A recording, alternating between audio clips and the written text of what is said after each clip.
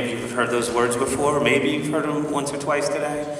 But I head their EB5 group as well as their Opportunity Zones group from a corporate and securities perspective, as well as new market tax credits. All kinds of funky federal programs to help developers get money falls within my purview. And it's great to be here. Thanks. Good afternoon. My name is Michael Hines. I'm Regional Director of Specialty Deposits at First Foundation Bank, specializing in the areas of 1031, EB5, and now, of course, Opportunity Zone. Orla, why don't you kick us off? You really are uniquely positioned. In terms of your background, you previously worked at Treasury. You were a deputy counsel there. You then went on to Carlyle Group. Now you're back in kind of the tax world. Tell us a little bit, just briefly, there's some people here and there's different levels of experience as we talk to people. Run everyone through real quickly the basics of the program in kind of 90 seconds, and which I know is a short amount of time. And then really the three primary ways in terms of, everyone always gets overwhelmed. You hear what a QOF, a single tier, multi-tier, a REIT structure. Touch briefly on that too for a minute or two to kick us off. Okay, we could do a quick level set. So in terms of just the basic program, I'm sure many of you are familiar, but okay, hopefully we have a slide up here on the three basic benefits of the investment. So number one, the gating item to the program is you have to roll capital gains into a qualified opportunity fund. You get tax deferral on those gains through 2026. Depending on when you invest, there's the potential to get the second benefit here, which is a partial forgiveness up to 15% of that gain that you rolled over. Benefit 3 is the new investment in the Qualified Opportunity Fund. When structured correctly, all of the appreciation on that investment will be tax-free. There's actually also a benefit 4 that we need to get on your slide, Craig, which is not here, which is a little sleeper.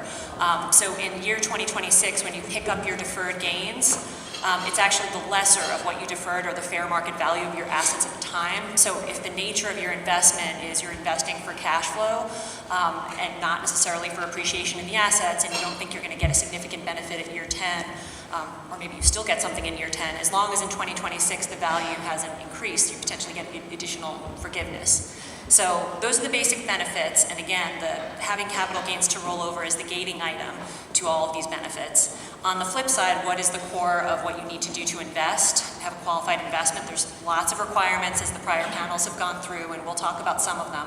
But the core of it is you need to have tangible property that you invest in that is geographically located in a qualified opportunity zone that is either new or substantially improved. So those are kind of the basics on the program. Perfect. So in terms of the fund structures, and we'll get into more detail on this, kind of the key terminology. So Qualified Opportunity Fund is the actual vehicle that your gains get rolled over directly into. We'll talk about feeder funds in a second, but it's very important that the gains get rolled over directly into that vehicle. So that's the fund. The fund can make an investment in up to one additional entity underneath it. That's the Qualified Opportunity Zone business. Could be that the fund is truly investing in a business run by a third party that's unrelated. That would be a partnership or a corporation. That would be the second tier. You could also use that second tier as an integral part of your fund structure, and we'll get into some reasons why that's beneficial, particularly around cash management, working capital, some other testing issues. So that's the two-tier. There's some new flexibility around potentially having feeder funds, but it's limited. So you can contribute your qualified opportunity fund interests to a partnership in a tax-free 721 transaction after the fund is formed. That allows you to essentially have a third vehicle up top, which is helpful if you want to aggregate your promote or pull your promote across different qualified opportunity funds or investments. But that has a limitation on it. You can't use that feeder vehicle to pool capital or do other things. The other thing that I would say in terms of structuring is before the new regulations were released, people were really focused on, and we'll talk about the exits, using potentially a REIT structure to exit, because it's very important that when you exit, you sell your fund interests, and that's not necessarily natural within a fund format. Typically, people want to sell assets, or at least have flexibility to do so. So one way that you can effectively sell your fund interests is if you have a REIT structure and you get your cash out through a liquidation of those interests. So we'll get into more of the detail later, but that's the overview. And just so people understand, when we say also you can contribute a capital gain, remember that's also short-term as well. So if anyone's involved active trading, whether it's equity options, FX currency, cryptocurrency, as well as other kind of appreciated assets, so art, wine, automobiles, any capital gain, short-term or long-term, as defined by the IRS, can be contributed. Olivia, there's a little kind of group of people, and you and I are one of them, that are kind of based in Washington, and you and I have been working on this for about a year. You've been very, very involved with Treasury, working on the regs. So tell us, obviously, the second set of regulations now have been out for 3 weeks and a day, basically, today. Tell us kind of what your initial thoughts were when you got the second set of regs. What was the biggest surprise you saw? And what is still kind of outstanding that really is kind of keeping you up at night, or feel like maybe it would be addressed or should have been addressed, or maybe will get addressed in this third set of regs later on this year? Thank you, Craig. Well, I think when you and I were at the conference in Los Angeles, before the second set of regs came out, and there, most of the discussion was on qualified opportunity zone real estate projects, because the first set of proposed regs primarily focused on real estate transactions. So I've had a lot of clients sitting on the sidelines, and I'm sure some of you in the audience that I've talked to are interested in qualified opportunity zone businesses.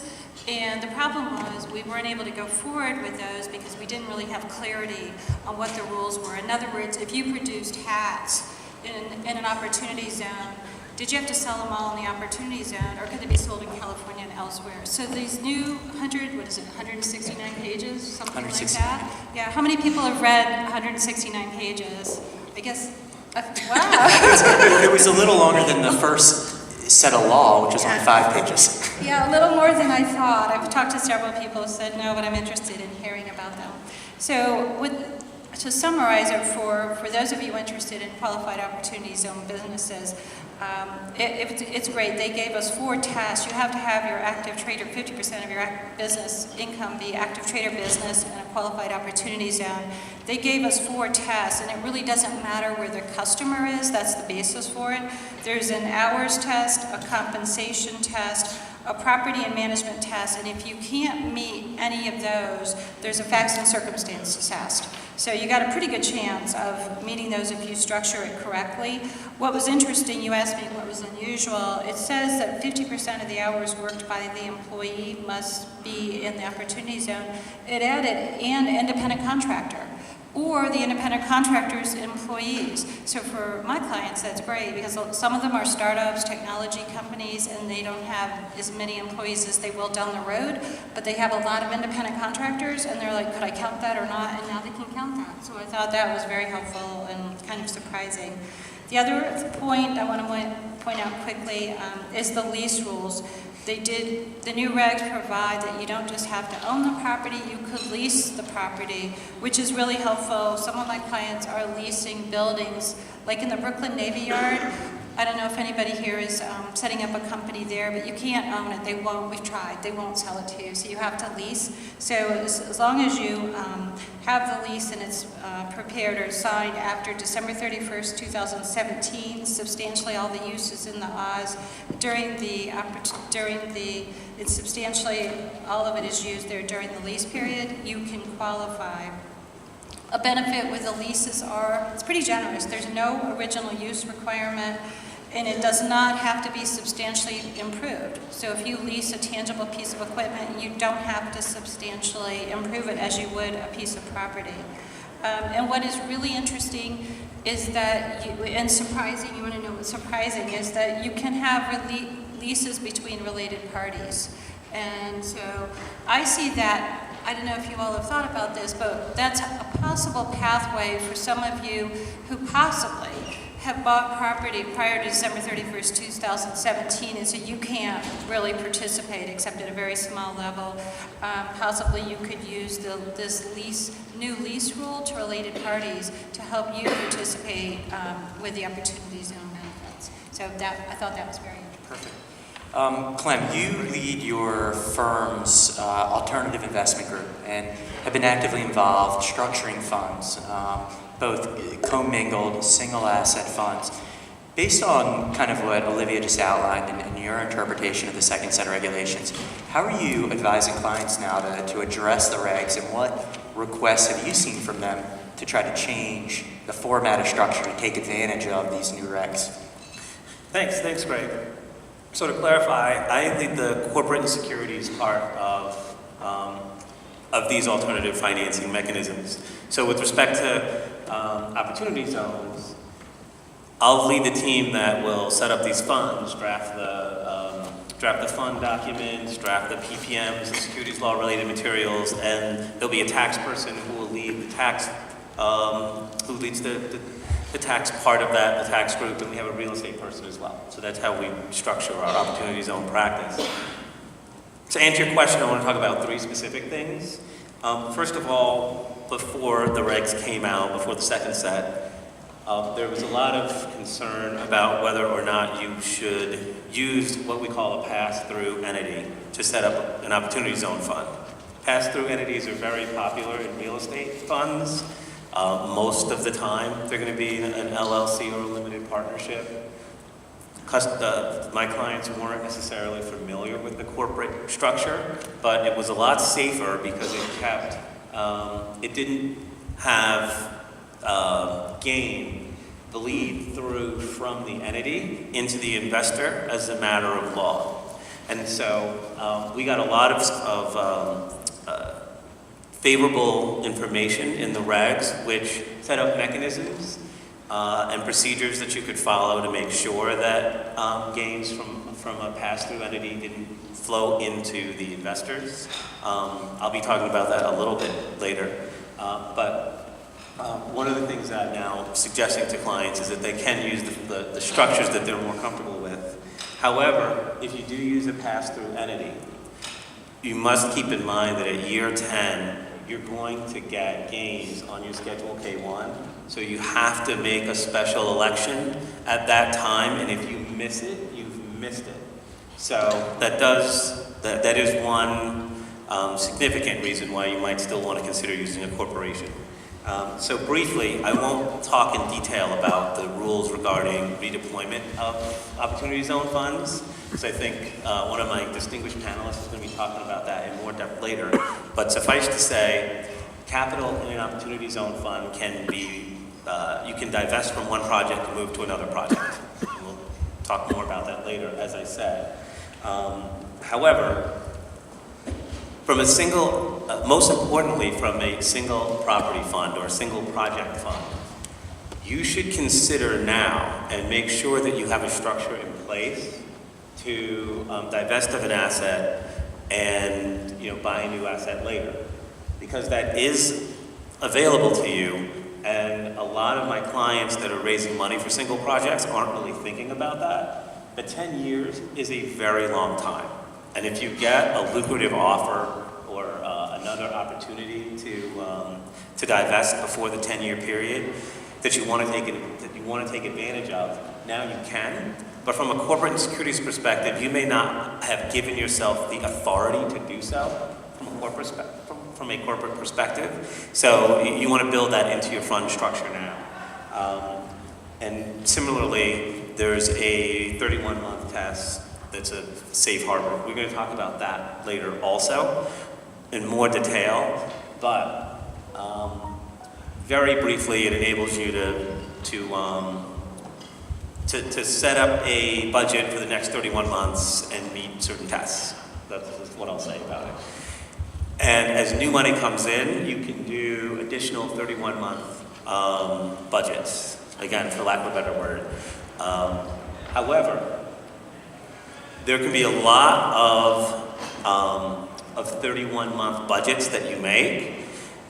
There are also events that can happen that can toll that process and give you extra time. It can get somewhat complicated, and I'm strongly advising clients to put some form of audit mechanism in place. Maybe even designate someone to have that function, either specifically or on top of other functions. Because again, if that's missed, your clients are your investors you will have blown the requirements of the program, and your investors may lose their tax benefits, and they'll be quite upset about that. So definitely consider a third-party fund administrator also. There was a plug for NES in the earlier panel. I would second that for the reasons that we're talking about. There's also insurance available in case capital isn't deployed at the right times or tests are missed. A lot of people don't realize that, but one of the panelists here, Todd Associates, is going to be talking about that. I strongly advise you to talk to them, so that's another shameless plug. But to the extent you miss these tasks, you'll be glad you did. Clem, let me get in. Michael, I want to get Michael into this conversation. Michael, you've had a very, very prominent career in the EB5 space. And we spent, you and I have spent, a tremendous amount of time talking about escrowing services and what are going to be required. There's a lot of different timing nuances of both aggregating capital and then deploying the capital. Tell us a little bit, the conversations now you're having with funds, how are people looking at it? What are the safeguards that are in place? What instruments are people looking at? Obviously on some of the stuff you can do, financial instruments, less than 18 months in duration. Tell us briefly how people are looking at the cash management and setting up some of these escrows. I know that not many people are thinking about the banking end of it at this time, but it really is something, I think, if we're talking about best practices that you need to think about, whether you're either a fund or you're an investor. As Craig said, I come from the EB5/1031 side of things. I've sat on boards, I've sat on banking committees, and they kind of mirror this in that there's going to be an unrelated entity managing the money, whether it was a regional center, whether it was a qualified intermediary. Now you're going to have the fund that's managing other people's money. We've always found the best practice to be to have some type of escrow in place, dual signature preferably, where nobody has the authority to just move that money. So we'll look at the BPM, we'll look at the offering agreements, and we'll make sure that everything's met for your money to leave and be invested. Again, we've seen some things in the past that I don't want to dwell on negatives in EB5 and 1031 where there wasn't that oversight, and for the lack of a better term, money went missing. So I think it's very important that if you're an investor or a fund, you do look into not only the